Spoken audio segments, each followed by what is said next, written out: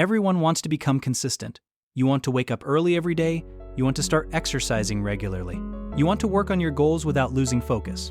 And every once in a while, you actually do it. You start a new routine. You feel motivated. You feel productive. For a few days, maybe even a week, everything feels like it's finally working. You wake up early, you get things done, you feel like you're finally becoming the person you always wanted to be. But then something happens. The routine starts slipping. You skip one day, then another day. Then suddenly, the habit disappears completely.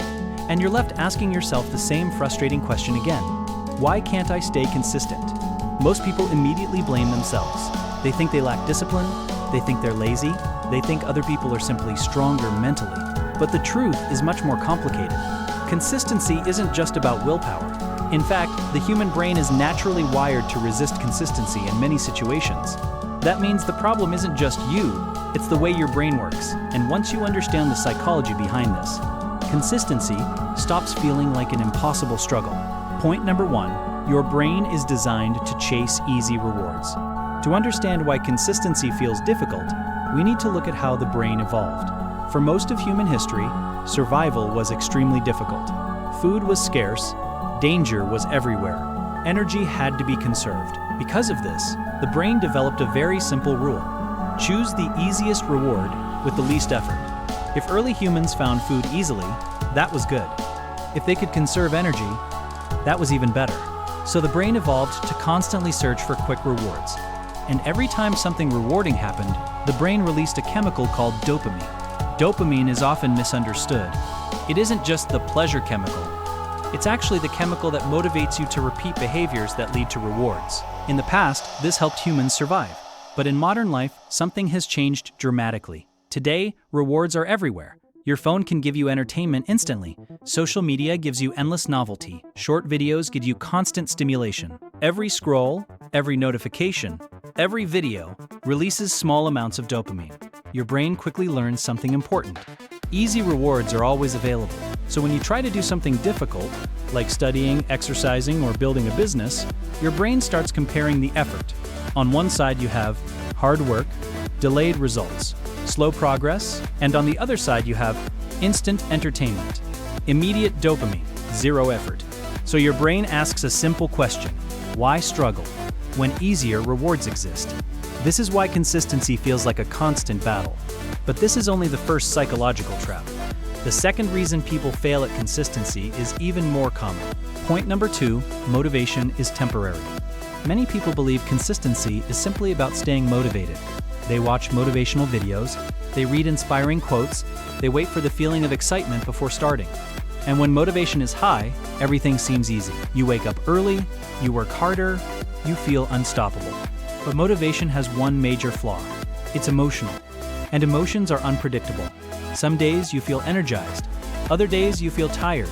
Sometimes you feel focused. This means motivation is constantly changing. And when motivation disappears, the habits disappear with it. This is why relying on motivation is one of the biggest mistakes people make. Highly consistent people don't depend on motivation. Instead, they depend on systems. A system removes the need to constantly decide what to do. For example, instead of asking, "Should I work out today?" the system says, "This is what I do every morning." Instead of deciding whether to study, write, or work on a project, the system already defines the routine. The decision is already made, and this reduces the mental resistance that usually breaks consistency. But even when people build systems, another powerful factor still affects their behavior. Point number 3, your environment shapes your behavior. Most people believe discipline comes from strong willpower, but psychology research has repeatedly shown something surprising. Your environment influences your behavior far more than willpower does. Think about it. Imagine trying to focus on work while your phone is constantly buzzing beside you. Every notification pulls your attention away. Or imagine trying to eat healthy while unhealthy food is always within reach. Your brain constantly notices these cues, and each cue triggers a temptation.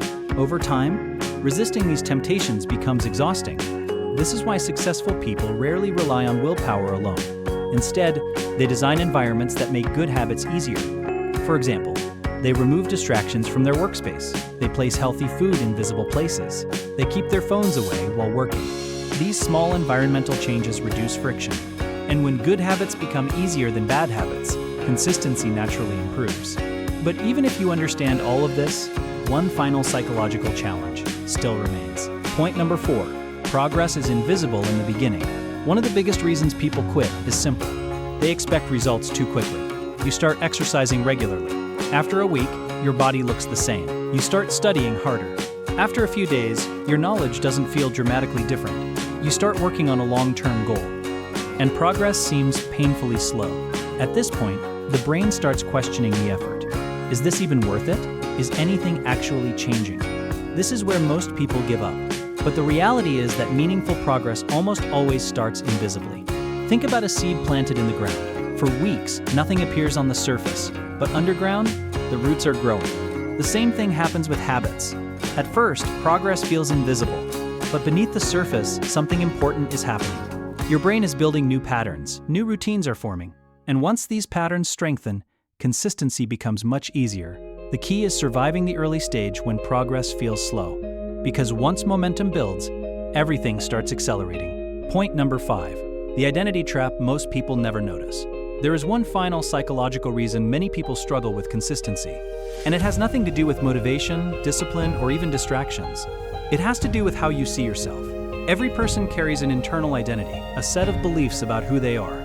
Some people believe they are disciplined, some believe they are creative, some believe they are confident, but many people unknowingly carry the opposite beliefs. They tell themselves things like, "I'm not very disciplined, I always quit things, I'm bad at staying consistent."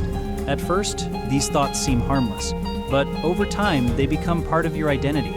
And once something becomes part of your identity, your brain starts protecting it. This means if you believe you are someone who struggles with consistency, your brain will subtly guide your behavior to prove that belief true. You might start a habit. You might even stick with it for a few days, but eventually, your brain looks for evidence to confirm your identity again. So when you miss a day, the old belief returns immediately. See? I knew I couldn't stay consistent. This creates a dangerous loop. You try to change your behavior, but your identity pulls you back to your old patterns. This is why many people repeatedly start and stop habits for years. The problem isn't effort. The problem is identity. Highly consistent people think differently. They don't say, "I'm trying to become disciplined." Instead, they say, "I am a disciplined person." This small shift changes everything. Because once the brain believes something about your identity, it starts aligning your behavior with it.